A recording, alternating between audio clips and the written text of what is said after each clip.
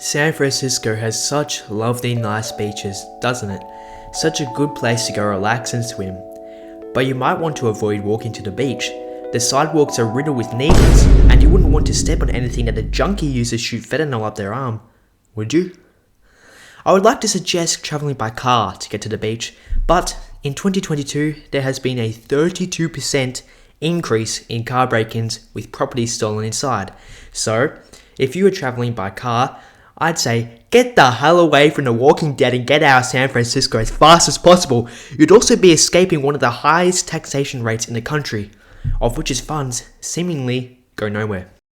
Seriously, the money that is taken seems to go into an empty void, just like 70% of the money that Sleepy Joe tries to send to Ukraine. San Francisco is slightly smaller than Jacksonville, Florida, yet their homelessness budget of $1.1 billion in fiscal year 2021 to 2022 is nearly 80% of Jacksonville's entire budget. Furthermore, since fiscal year 2016 to 17, San Francisco has spent over $2.8 billion on homelessness. They've just been throwing around money. Yet, homelessness increases, opioid overdoses kill more than the infamous COVID. And the city's crime rate is increasing rapidly, turning it into the latest battle royale.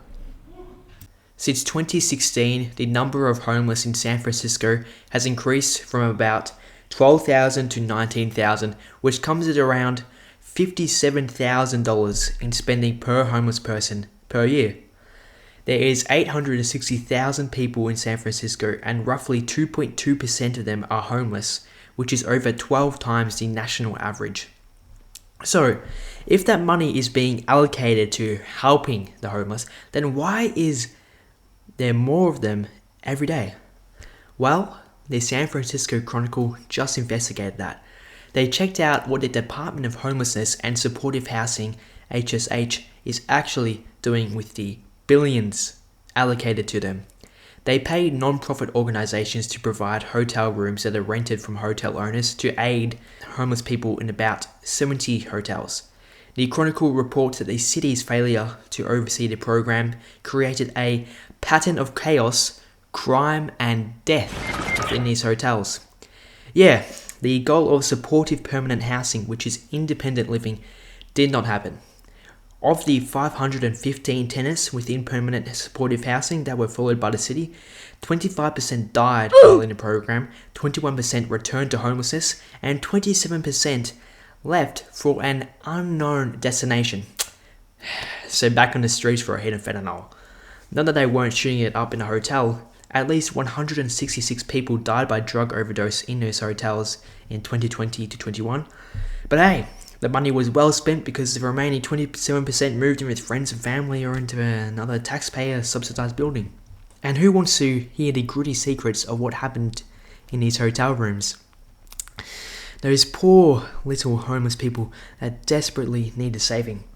Threatened to kill hotel staff, chased them with metal pipes, and lit fires inside hotel rooms. One tenant sprayed pesticide into the neighbor's eyes on at least 2 occasions. There were knife slashings. Tenants were threatened by guns and crowbars. That's what old people get for hoarding the fentanyl though. But I'm sure the homeless treated their free apartment with all the care in the world. Oh, it turns out that since 2016, building inspectors have cited these hotels for over 1,600 violations. Broken elevators trapped the elderly and disabled from leaving their floors, and made bathrooms inaccessible by wheelchairs. Maybe I should invest in adult diapers. One disabled man missed several chemotherapy treatments because of an elevator that was broken down for weeks. Well, at least he kept his hair. One lady pitched a tent in her room to keep rats away from her during a rodent infestation. She probably just had too much cheese lying around though. One guy went to brush his teeth and found human feces in the sink, so he decided to go back on the streets. None of the streets are any better. There were whole teams of people getting paid to clean up the dung on the sidewalks. Hey, I know that actually pays pretty well, so yeah. Of course, San Francisco's Mayor London Breed blamed the non-profit organizations for the poop, drugs, and murders, even though it was her job to oversee them. In 2019, the city's Board of Supervisors considered a ballot measure to create an oversight commission for the HSH. But the mayor fought the idea, claiming that it was important for her personally to maintain a direct control of the department. And look what happened. A man chose to be homeless rather than staying in a dump of these hotels, which are supposed to result in independent living. Okay, so we've talked a lot about these horrifying hotels, but it's time to take a dumpster dive right into the streets. But let's not look at just any place. Let's look at a district which Mayor London Breed had announced a state of emergency. Ground Zero, the Tenderloin. Many homeless people are camped in tents. Many inject fentanyl in broad daylight. Not a worry in the world, because there can't be any punishments when no cops are around. We'll get to why there aren't any cops in a second, but first we'll talk about why I keep mentioning fentanyl.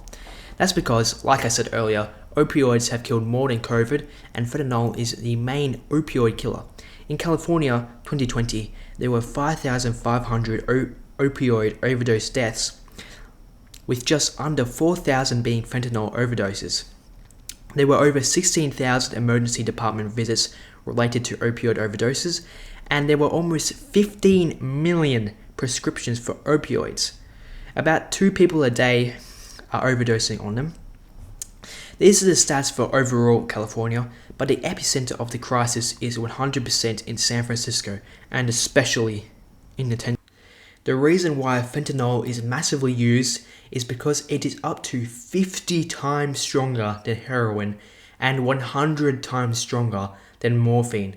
Dr. Amy Mullen, a professor of emergency medicine at the University of California, Davis Medical Center in Sacramento, said, "The potency is so high that a decimal point difference in the concentration can be lethal. And to add fuel to the fire, drug cartels have wet dreams over this stuff because it is cheaper to manufacture than heroin. I guess Trump's wall isn't good enough because Mexicans are easily finding homeless people to give this stuff to." But anyway, it's time to talk about the police, or lack of police. After the Black Lives Matter protests in 2020, where people burnt down and robbed stores with the excuse of reallocating the wealth from the rich to the poor, the greatest mayor of all time decided to defund the police. She slashed $120 million from the budgets of San Francisco's police and sheriff's departments.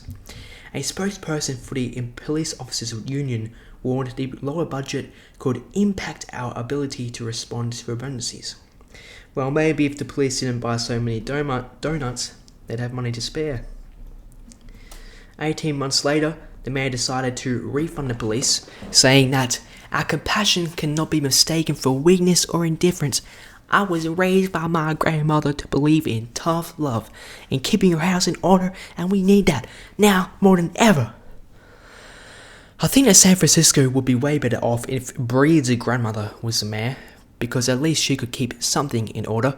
But hey, at least it only took a year and a half to realize her mistakes and refund the police.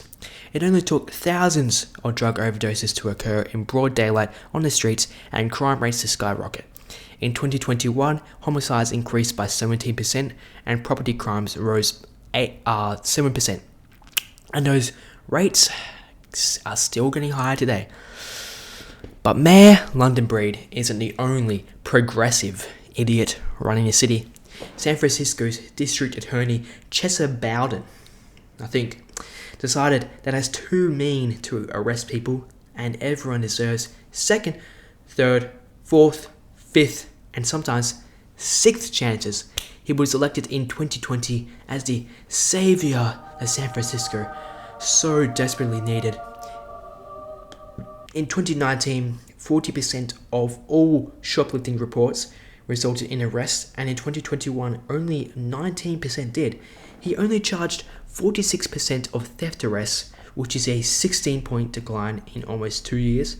He only charged 35% of petty theft arrests, which is a 23-point decline from 2 years ago. Criminals caught on to that, and they realized they could probably be let off on parole even if they pushed your grandmother over, stomped her on the head, stole a walking stick, injected her with fentanyl, and stole her groceries, as long as it's a first offence. If they're lucky, they won't even catch a felony. In November 2021, whole moms of people robbed stores. And these weren't random, these were planned out by criminals knowing that there wouldn't be any repercussions. I'm surprised they went into the trouble of covering their license plates because their felony would be turned into a misdemeanor. Just a light slap on the wrist and they're free to go, along with their free Gay Station 5.